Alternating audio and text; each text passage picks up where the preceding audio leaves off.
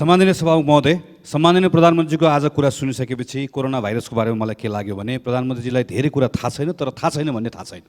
त्यसले गर्दा बडो डर लाग्दो भयो।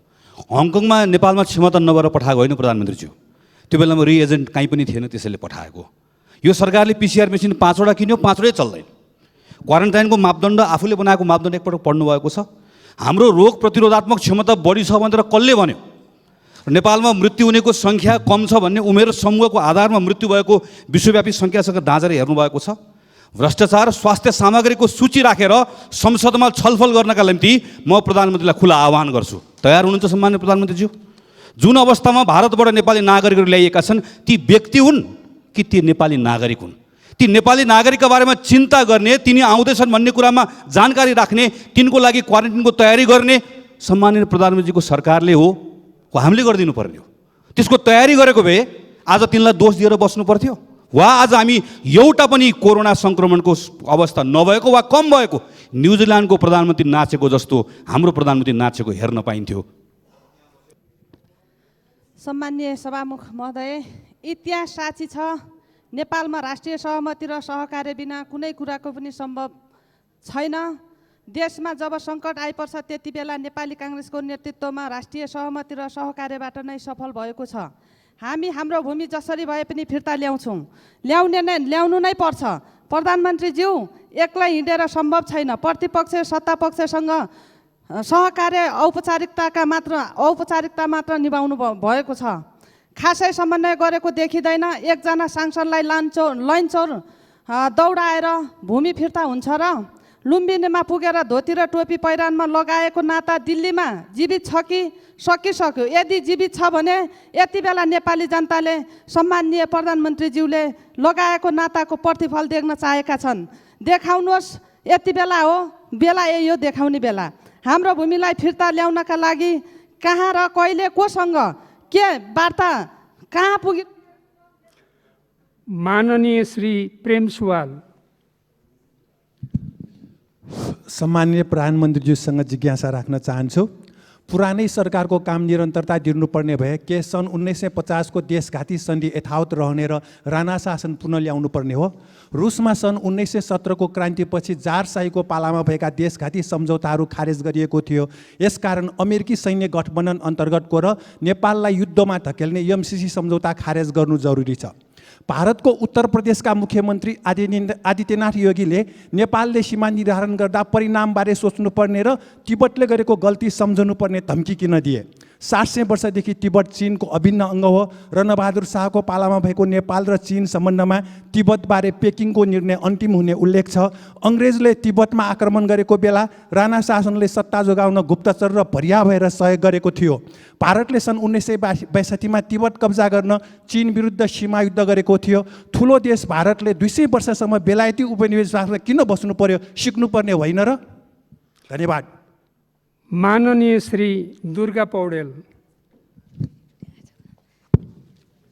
सम्मान्य सभामुख महोदय मार्फत सम्मान्य प्रधानमन्त्रीज्यूसँग मेरो जिज्ञासा, यो बजेटमा अनुसूची 10 एमसिसीलाई जब अलग्गै छलफल गर्नको निम्ति सदनमा एमसिसी आउँदैछ, भोलि त्यो छलफल होला, पास होला, नहोला, त्यो एउटा पाटो छ। त्यो एमसिसीलाई बजेटमा किन घुसाइयो? त्यो अव्यावहारिक छ, त्यसलाई हटाउनु पर्छ। त्यसबारे सरकारको धारणा के छ? मैले जान्न चाहेँ। धन्यवाद। माननीय श्री प्रकाशमान सिंह। सभामुख महोदय मार्फत प्रधानमन्त्रीज्यूसँग मेरो चाहिँ जिज्ञासा चाहिँ छ। प्रधानमन्त्रीज्यूले जवाफ दिने क्रममा ढुक्क हुनुहोस् भनेर चाहिँ उहाँले भन्नुभयो, तर ढुक्क हुने चाहिँ अवस्थामा हामी चाहिँ छैनौँ। किन भन्दाखेरि यो कोभिड-19 को यो चाहिँ जुन लकडाउन प्रारम्भ गर्दाखेरिको जुन यो चाहिँ स्वास्थ्य सामग्रीहरू झिकाएको त्यसमा चाहिँ ठुलै काण्ड भयो। काण्ड भइसकेपछि चाहिँ नेपाल आर्मीलाई चाहिँ फेरि चाहिँ दिइयो र फेरि चाहिँ पत्र पत्रिकामा सबैमा चाहिँ आइरहेको छ कि अरबौँ त्यसमा चाहिँ के छ भन्दाखेरि घोटाला भएको छ भन्ने कुरामा आइरहेको छ। यसमा खास गरेर सरकारले यो चाहिँ कस्तो भन्दाखेरि स्वास्थ्य विभागदेखि लिएर मन्त्रालयले सिभिलियन गभर्मेन्टले गर्नुपर्ने काममा सेनालाई दिएर सेनालाई पनि फेरि चाहिँ यो चाहिँ करप्सनको चाहिँ त्यसमा जुन लपेट्ने काम गरेको छ यो चाहिँ माननीय श्री गगन कुमार थापा। सम्माननीय सभामुख महोदय, सम्माननीय प्रधानमन्त्रीको आज कुरा सुनिसकेपछि कोरोना भाइरसको बारेमा मलाई के लाग्यो भने प्रधानमन्त्रीजीलाई धेरै कुरा थाहा छैन, तर थाहा छैन भन्ने थाहा छैन। त्यसले गर्दा बडो डरलाग्दो भयो। हङकङमा नेपालमा क्षमता नभएर पठाएको होइन प्रधानमन्त्रीज्यू, त्यो बेलामा रिएजेन्ट कहीँ पनि थिएन, त्यसैले पठाएको। यो सरकारले पिसिआर मेसिन 5वटा किन्यो, 5वटै चल्दैन। क्वारेन्टाइनको मापदण्ड आफूले बनाएको मापदण्ड एकपटक पढ्नु भएको छ। हाम्रो रोग प्रतिरोधात्मक क्षमता बढी छ भनेर कसले भन्यो? नेपालमा मृत्यु हुनेको सङ्ख्या कम छ भन्ने उमेर समूहको आधारमा मृत्यु भएको विश्वव्यापी सङ्ख्यासँग दाँजेर हेर्नुभएको छ। भ्रष्टाचार स्वास्थ्य सामग्रीको सूची राखेर संसदमा छलफल गर्नका निम्ति म प्रधानमन्त्रीलाई खुला आह्वान गर्छु। तयार हुनुहुन्छ सम्माननीय प्रधानमन्त्रीज्यू? जुन अवस्थामा भारतबाट नेपाली नागरिकहरू ल्याइएका छन् ती व्यक्ति हुन् कि ती नेपाली नागरिक हुन्? ती नेपाली नागरिकका बारेमा चिन्ता गर्ने, तिनी आउँदैछन् भन्ने कुरामा जानकारी राख्ने, तिनको लागि क्वारेन्टाइनको तयारी गर्ने सम्माननीय प्रधानमन्त्रीको सरकारले हो, हामीले गरिदिनु पर्ने हो। त्यसको तयारी गरेको भए आज तिनलाई दोष दिएर बस्नु पर्थ्यो? वा आज हामी एउटा पनि कोरोना सङ्क्रमणको अवस्था नभएको वा कम भएको न्युजिल्यान्डको प्रधानमन्त्री नाचेको जस्तो हाम्रो प्रधानमन्त्री नाचेको हेर्न पाइन्थ्यो। माननीय श्री बालकृष्ण खाँड। सम्माननीय सभामुखज्यू, यो कोभिड नियन्त्रण रोकथाम र व्यवस्थापनका लागि स्थानीय निकायहरूले महत्त्वपूर्ण भूमिका निर्वाह गरिरहेका छन् र सङ्घीय सरकारले स्थानीय सरकारलाई मद्दत पुर्याएको छैन भन्ने सङ्घीय निकायका जनप्रतिनिधिहरू गुनासो छ। किन यो गुनासो आयो? म सम्माननीय प्रधानमन्त्रीजीलाई प्रश्न सोध्न चाहन्छु। यो महामारीबाट प्रताडित भएर विदेशमा रहेका नेपालीहरू मातृभूमि आउन चाहन्छन्। नेपालमा आउन चाहने नेपालीहरूलाई सुरक्षित रूपमा नेपालमा ल्याउने कार्यनीतिको बारेमा अझै प्रष्ट जवाफ आओस् र विदेशमा रहेका नेपाली गर्भवती महिलाहरूलाई नेपाल ल्याउने क्रममा प्राथमिकता दिइयोस् र सुरक्षित रूपमा नेपाल ल्याइयोस् भन्ने पनि माग गर्न चाहन्छु। र विदेशका विभिन्न भूभागमा खास गरेर मिडल इस्टमा धेरै नेपालीहरू विभिन्न कारणले मृतक भएर उहाँहरूको शव त्यहीँ परेको छ।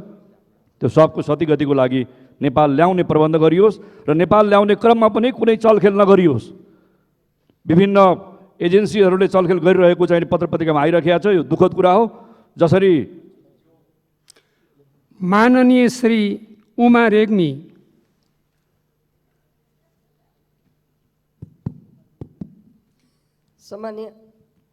सम्मानीय सभामुख महोदय, म सभामुखज्यू मार्फत प्रधानमन्त्रीज्यूलाई प्रश्न गर्न चाहन्छु।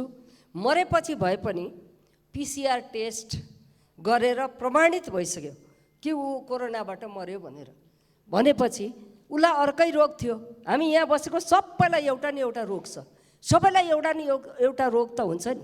अनि सरकार आफ्नो गल्ती, आफ्नो कमजोरी ढाकछोप गर्नका निमित्त अर्कै रोगले मरेको हो भनेर चाहिँ त्यसरी पन्छाउन चाहन्छ। स्पष्ट जवाब चाहियो। सभामुख महोदय, प्रधानमन्त्रीज्यू, भारत र चीनको बीच वार्ता भइरहेको छ, तर नेपाल भारत बीच वार्ता किन सुरु भएको छैन? के पहल भइरहेको छ र कहिले सुरु हुन्छ? यसको स्पष्ट जवाब चाहन्छु। कालापानी, लिपुलेक, लिम्पियाधुराका बारेमा मात्र वार्ता हुने हो कि सुस्ता लगायत बोर्डरमा मिचिएका सबै नेपाली भूमिहरूका बारेमा पनि वार्ता? माननीय श्री पार्वता दिसी चौधरी। सम्मान्य सभामुखज्यू मार्फत प्रधानमन्त्रीज्यूलाई मेरो प्रश्न। यो 10 अरब खर्च भएको छ, चारैतिर यसको विरोध भइरहेको छ। यो अवश्य पनि 7वटा प्रदेश र 753 स्थानीय तहमा गएका होलान्। कहाँ कुन स्थानीय तह, कुन प्रदेशमा कति रकम पठाइयो त्यसको प्रष्ट हिसाब आउनु पर्यो। र यो 15जनाको मृत्यु भयो। यी 15जना मर्नेहरू एउटा मर्ने अवस्थामा थिए र मरे भनेर जुन एउटा गैर जिम्मेवार किसिमले भन्नुभयो, त्यो एकदम दुःख लाग्ने कुरा हो। किनभने सबै हामी कोही न कोही केही न केहीबाट प्रभावित, अवश्य पनि रोगबाट प्रभावित छौँ। त्यसकारण यस्तो कुरा भन्न अलि सुहाएन कि सामान्य प्रधानमन्त्रीज्यू जस्तो व्यक्तिले यो भ्रष्टाचार पहिले गर्थे देखिँदैन थियो, अहिले हुन्छ र देखिन्छ भन्नुभयो। यो पहिलेका पनि प्रधानमन्त्रीज्यू। माननीय श्री सञ्जय कुमार गौतम। सम्मानीय सभामुखज्यूको मार्फत सम्मानीय प्रधानमन्त्रीज्यूलाई मेरो जिज्ञासा छ। सम्मानीय प्रधानमन्त्रीज्यू, म भ्रष्टाचार गर्दिनँ, भ्रष्टाचार गर्न पनि दिन्न भन्नुहुन्छ। मुलुक कोभिड-19 को कहरमा भयावह भएको समयमा पनि व्यापक भ्रष्टाचारका कुराहरू आइरहेका छन्। संसदमा के प्रतिपक्ष के सत्तापक्षका सांसदहरूको कुरा पनि सुन्नु भएकै छ। देश दुनियाँको कुराहरू पनि सबभन्दा राम्रोसँग बुझ्नु भएको छ। के साँच्चै सम्मानीय प्रधानमन्त्रीज्यू आफू र आफ्नो सरकारसँग सन्तुष्ट हुनुहुन्छ? मैले आम नेपाली जनतामा व्यापक वितृष्णा, आक्रोश, असन्तुष्टि पाएको छु, निराशा देखेको छु। ईश्वरले गरोस् म गलत हुँ सम्मानीय प्रधानमन्त्रीज्यू। सम्मानीय प्रधानमन्त्रीज्यूले साँच्चै के सोचिराख्नु भएको छ? नेपाली जनतालाई मनको कुरा बताइदिनुहुन्छ कि? धन्यवाद। माननीय श्री देव प्रसाद तिमल सेना। सम्मानीय सभामुख महोदयको मार्फत प्रधानमन्त्रीज्यूका जिज्ञासा राख्न चाहन्छु। यो 3 वर्षदेखिको बजेट सम्मानीय प्रधानमन्त्रीज्यूको क्षेत्र र मन्त्रीजीहरूको क्षेत्र र प्रधानमन्त्रीका इर्दगिर्दका मानिएको क्षेत्रमा मात्र विकास गरेर कृषिमा दोब्बरी हुने, सबै कुरामा दोब्बरी हुने र किसानले एउटा खाद पनि नपाउने अवस्था छ। यही प्रधानमन्त्रीजीको निर्देशन अनुसारै मन्त्री र प्रधानमन्त्रीको क्षेत्रमा मात्रै राख्न भनिएको हो कि यसको जिज्ञासा चाहियो? धन्यवाद। माननीय श्री प्रदीप यादव।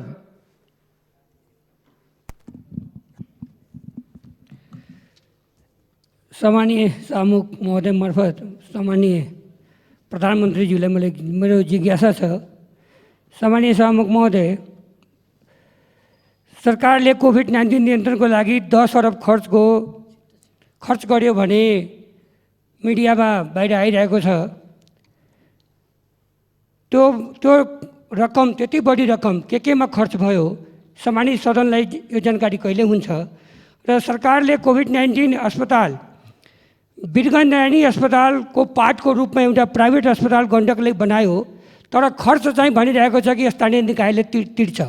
र स्थानीय निकायले के भन्छ भने सङ्घले मलाई 1 रुपैयाँ पठाएको छैन, त्यसैले अहिले वीरगञ्ज बजारमा स्थानीय निकायले चन्दा घर घरमा गएर मागिरहेको छ, किनकि यो यहाँको नागरिकलाई बचाउनको निमित्त सङ्घ तयार भएन र अब नागरिकले पनि पैसाको व्यवस्था गर्नुपर्ने। यो बारेमा सामान्य प्रधानमन्त्रीजीलाई मैले जवाब चाहियो। धन्यवाद। माननीय श्री महेन्द्र कुमारी लिम्बू।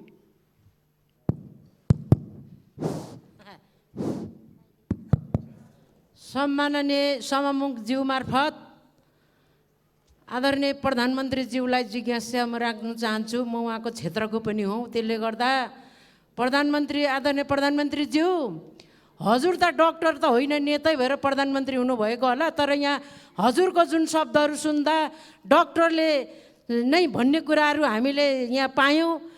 14-15 जना चाहिँ के अरे कोरोनाले मरेको होइन भन्ने जुन अहिले हजुरकै शब्दबाट आम हामी सबै संसदहरूले सुनेको छौँ। त्यसले गर्दाखेरि त्यो कोरोनाले मरेको होइन भने त्यो डक्टरहरूलाई चाहिँ तुरुन्तै ल्याएर छानबिन गर्नु हुन्छ कि भन्ने एउटा त्यो मेरो अनुरोध। र अर्को कुरा, भ्रष्टाचार लगालगी प्रधानमन्त्री हजुर नै हुनुहुन्छ भने अब चोरले खुट्टा काट भन्दा मैले चोरेको छैन भने जस्तो हजुरले आफ्नै मन्त्रीहरूलाई जोगाउनुहुन्छ, त्यो हजुरहरूकै कुरा हो। तर जुन कोरोनामा नेपाली काङ्ग्रेस हामी प्रतिपक्षले सुरुमै 50 लाख। माननीय श्री राजेन्द्र प्रसाद लिङ्गदेन।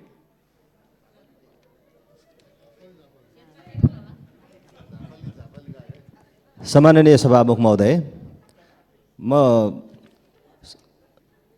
यो केही भएको छैन भनेर त भन्दिनँ, तर यो जुन अहिले चाहिँ नि कोभिड-19 को बारेमा सरकारले जे गरिराखेको छ र प्रधानमन्त्रीज्यूले जे बुझ्नु भएको छ त्यो चाहिँ फेरि सबै सत्य होइन। भर्खरै अस्ति कचन कवलको 33 जना सङ्क्रमितलाई धरानबाट अब स्वास्थ्य मन्त्रालयको निर्देशन अनुसार रिटेस्ट गर्नु पर्दैन भनेर पठाउन लाग्यो। हामीले भन्यौँ फेरि चाहिँ नि यिनीहरूलाई परीक्षण नगरिकन यिनीहरू ठिक भयो कि भएन भन्ने कुरा टुङ्गो नलगाइकन पठाउन हुँदैन भनेर रोकिएपछि अहिले फेरि जाँच्दाखेरि तिनीहरूमध्ये 5 जनामा सङ्क्रमण देखियो। यस प्रकारका लापरवाहीहरू निरन्तर भइराखेको छ। र जहाँसम्म भ्रष्टाचारको कुरा छ प्रधानमन्त्रीज्यू, हजुरले सोचे जस्तो अवस्था छैन। भ्रष्टाचार चाहे स्वास्थ्य सामग्री खरिदको अहिले कोभिड-19 को अवस्थाको बारेमा होस्, अहिलेको सवालमा होस् अथवा अन्य विषय र सन्दर्भमा होस्, माथिदेखि तलसम्म सबै तहमा भ्रष्टाचार। माननीय श्री उमाकान्त चौधरी। सम्मानीय सभामुख महोदय, सम्मानीय प्रधानमन्त्रीजीलाई मेरो प्रश्न, भारत लगायत अन्य विदेशी मुलुकबाट लकडाउन घोषणापछि कति नेपाली नागरिक स्वदेश भित्रिए र आएका मध्ये कति नागरिकको PCR परीक्षण भयो? बाँकी रहेकालाई कहिलेसम्म परीक्षण हुन्छ? राष्ट्रिय महिला आयोग लगायत अन्य आयोगमा वर्षौँदेखि पदाधिकारी नियुक्ति हुन नसक्नुको कारण के हो र यो कहिलेसम्म नियुक्ति हुन्छ? निर्मला हत्या प्रकरणको दोषीलाई कहिलेसम्म कारबाहीको दायरामा ल्याउने हो? नेपाली सेनालाई व्यावसायिक होइन व्यापारिक सेना बनाई स्वास्थ्य सामग्री खरिदमा संलग्न गराएर सरकारले भ्रष्टाचारलाई ढाकछोप गर्न खोजिएको देखिन्छ। यस सम्बन्धमा सरकारको धारणा के हो? स्पष्ट जवाब चाहियो। धन्यवाद। माननीय श्री दिलेन्द्र प्रसाद बडु। सम्माननीय सभामुख महोदय, कोरोना संक्रमणको पहिचान र उपचारका निमित्त परीक्षणको दायरा र गति बढाउनुपर्छ भन्ने सर्वस्वीकार्य सत्य हो। सरकारले 2% जनसङ्ख्या परीक्षण गर्ने लक्ष्य पनि देखाएको छ। दिनानुदिन संक्रमण बढ्दो छ, तर प्रदेश स्तरमा PCR मसिन, किटहरू र ल्याब सुविधाको चरम अभावका कारण परीक्षण कार्य नै नगर्ने वा रोक्ने जस्ता घातक निर्णयहरू नेपाल सरकार र 7 नम्बर प्रदेशले पनि गरेको छ। यो अवस्था किन आयो? के यो सबै व्यवस्थापन जिम्मेवारी सङ्घीय सरकारको हुँदैन? यो सम्पूर्ण पूर्व तयारी र योजनाको चरम अभाव, अव्यवस्था र असक्षमताको नैतिक जिम्मेवारी यो सङ्घीय सरकार र सम्मानीय प्रधानमन्त्रीले लिन तयार हुनुहुन्छ? यो सम्पूर्ण व्यवस्थापन कहिलेसम्म हुन्छ? यसको जवाब चाहियो। हस्, धन्यवाद। माननीय श्री सरिता गिरी। सम्मानीय सभामुख महोदय, अहिले भर्खर प्रधानमन्त्रीजीले भन्नुभयो कोरोनाको सङ्क्रमणको व्यवस्थापनमा जुन समस्या देखिएको छ त्यो मनसायले होइन, परिस्थितिवश हो। कोरोना सङ्क्रमण 8 महिनाको चरणमा प्रवेश गर्दैछ। अब सरकारले यस्तो कुरा भन्न चाहिँ सुहाउँदैन। मेरो दोस्रो प्रश्न हो, प्रधानमन्त्रीजीले भन्नुभयो भ्रष्टाचारमा पहिला कारबाही हुँदैन थियो, अहिले चाहिँ कारबाही हुन्छ अनि सुनिन्छ अनि देखिन्छ। तर हामीहरूलाई चाहिँ के लागेको छ भने पहिला भ्रष्टाचार सुनिन्छ अनि त्यस पश्चात ढाकछोपको लागि कारबाही गरिन्छ। यसबारेमा प्रधानमन्त्रीजीको के भनाइ छ? तेस्रो कुरा, प्रधानमन्त्रीजी निजगढमा वन विनाश गरिकन जङ्गल काटिकन के त सरकारको एयरबेस, मिलिट्री एयरबेस बनाउने योजना छ? चौथो, प्रधानमन्त्रीजी सञ्चार मन्त्री पनि। माननीय श्री मिनेन्द्र प्रसाद रिजाल। सम्माननीय सभामुख महोदय, रबर्ट स्टिभेन्सनको doctor Jekyll and mister Hyde सम्झँदैछु। संविधान संशोधनको प्रस्ताव गर्ने सरकार देख्दा डाक्टर जेकल सम्झिए। सङ्क्रमित नागरिकलाई अस्पताल नआउन भन्ने हतप्रभ स्वास्थ्य मन्त्रालय, धराशयी उद्योग व्यवसायको घाँटी अचेट्ने जनअपेक्षा र आत्मक्षमताको परीक्षामा असफल अर्थ मन्त्रालय, रुकुममा न्याय माग्ने नागरिकलाई अमेरिकाको उदाहरण दिएर खिसी गर्ने गृह मन्त्रालय, खोइ शून्य सहनशीलता भन्दा उल्फाको धन दही 10 अर्ब खर्च गरे भन्ने उच्चस्तरीय समिति, विदेशबाट उद्धार र देशबाट राहत माग्ने आर्तहरूको घाउमा नुन छर्किँदै जिम खाना र कार्पेट फेर्न तल्लिन सरकार देख्दा डाक्टर जेकल होइन मिस्टर हाइड प्रतीत हुन्छ। डाक्टर जेकल दिनानुदिन मिस्टर हाइडसँग अभ्यार्पण गर्दैछ। चिन्ता छ मिस्टर हाइड रूपी सरकारसँगको निराशाको अग्निमा संविधान र लोकतन्त्र रूपी डाक्टर जेकलको ज्यान जोखिममा पर्ला। प्रधानमन्त्रीज्यू, अझ बेला छ, कथा बदल्यौँ। माननीय श्री राजेन्द्र कुमार केसी। सम्मानीय प्रधानमन्त्रीज्यू, यो आरटिटी प्रविधिका कारणले समाज आतंकित छ र फेरि त्यो आरटिटी प्रविधि नै सरकारले पछ्याइरहेको छ। म काठमाडौँ क्षेत्र नम्बर 10 प्रतिनिधित्व गर्छु र आरटिटी परीक्षणमा 56 जना चन्द्रगिरी नगरपालिकामा, 7 जना कीर्तिपुर नगरपालिकामा, 5 जना दक्षिणकाली नगरपालिकामा देखियो। उहाँहरूलाई हामीले 5 दिनसम्म चाहिँ क्वारेन्टाइनमा राख्यो र चार खाना र अन्य व्यवस्था पनि गरियो। धेरै धनराशि पनि खर्च भयो, तर 6औँ दिनमा PCR गर्दाखेरि उहाँहरू नेगेटिभ आउनुभयो। त्यस कारण यो भर पर्न नसक्ने यो प्रविधिलाई सरकारले किन यो प्रविधिलाई पछ्याइरहेको छ, यसलाई किन प्राथमिकता दिइरहेको छ, कृपया बताइदिनुहुन्छ कि। र 10 अरब जुन खर्च गर्यो भनिरहेको छ र मेरो चाहिँ क्षेत्रका नगरपालिकामा सोद्धा केन्द्रीय सरकारले अहिलेसम्म 1 रुपियाँ पनि चाहिँ राहतका नाउँमा सहयोगको नाउँमा नगर। माननीय श्री लक्ष्मी परियार।